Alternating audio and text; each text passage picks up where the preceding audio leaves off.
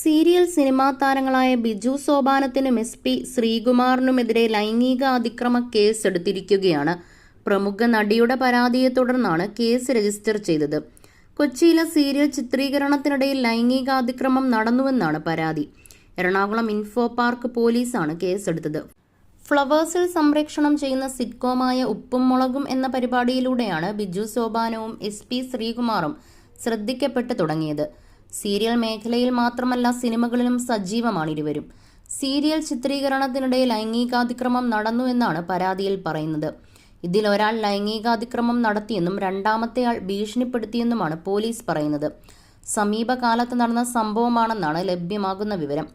Info park police register ചെയ്ത കേസിൽ നിലവിൽ തൃക്കാക്കര പോലീസിന് കൈമാറിയിട്ടുണ്ട്.